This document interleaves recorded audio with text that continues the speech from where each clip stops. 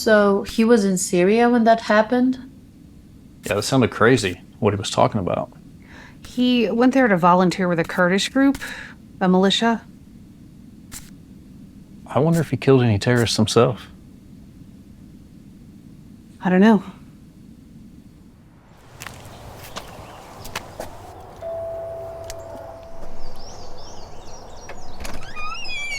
Hey, what's up? Hey. Come on in.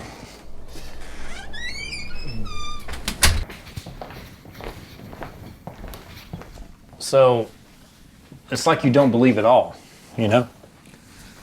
Well, think of something you believe is true. Anything. Why do you believe it? Are you awake or dreaming right now? That's a good one. Wait. Okay. The Earth goes around the sun. Okay, good. Why do you believe that? Because my teacher told me. Well, yeah.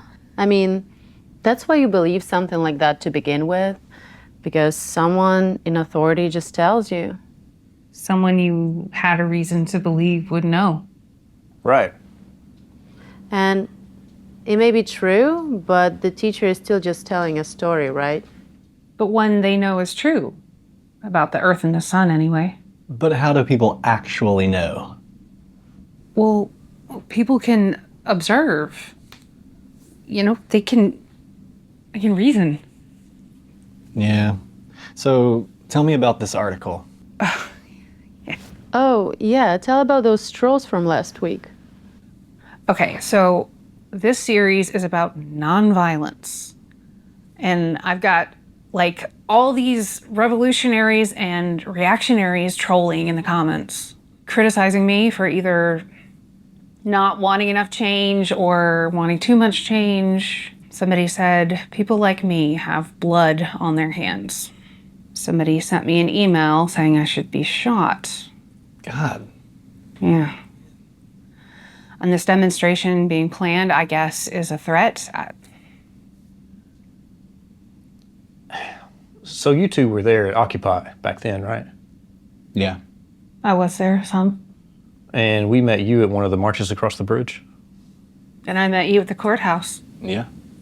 This is from something else that people, hated. Can identity politics derail a class-based movement? Corporate America's public relations paint a picture of their progressive environmentalism and support for women, Black people, and the LGBT community. But why? Do they perhaps see creating this imagery around identity as purchasing an insurance policy against the larger threat to them, the threat of working class solidarity? Yeah, that happened at Occupy some too. All these big donations started coming in along with all these statements of solidarity. Right? Yeah, they tried to buy the movement. BLM too, really. And what happened over money. And So yeah, like violent messages from people. And anyway. insane. So you were talking before about being in Syria, right? Yeah. Yeah, years ago. So what happened? Well, basically, I started seeing things online about people going over there to volunteer. And ISIS had just started rampaging all through Iraq and into Syria. Volunteer? Yeah. It was 2015, and these Kurdish militia groups were fighting ISIS and accepting foreign volunteers. So I figured I wanted to go do something.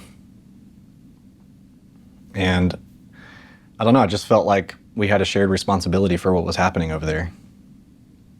Because of the war in Iraq, you mean? Well, yeah. The invasion had opened up this Pandora's box. And years later, there had been an uprising in Syria, and the terrorists took advantage of the civil war that came next. So anyway, I contacted someone by encrypted email who said they represented this Kurdish militia called the YPG. They told me where to go in Iraq. They sent me out, and we went through the mountains. We had crossed the Tigris River, We went into Syria and Rojava. So, Wow. Yeah. is it like legal? I mean, like legal for an American to do. It's frowned upon. But ISIS had thousands of volunteers coming to fight around the world. So at night, you could be on the radio and you might hear people speaking Russian instead of Arabic. They were typically fighters from Chechnya. Is it scary?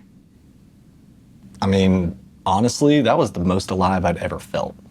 And it changed my mind about a lot of things.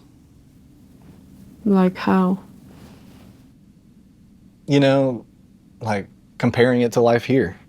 Their revolution, their larger conflicts, what they're dedicated to, comparing it to our lives, you know? But we have better opportunities here. I mean, we have opportunities that they don't. Let me ask you this, though. Do you believe we live in a free society?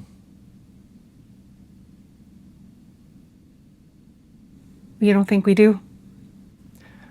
I just don't think we're ready to have one. Maybe you're right. I mean, is it a society where people actually use their intellectual freedoms? Yeah, that's true. But I think when we do use our freedoms peacefully, it contributes to us being liberated, to us having actual freedom. Sometime you should see an airstrike at close range, though.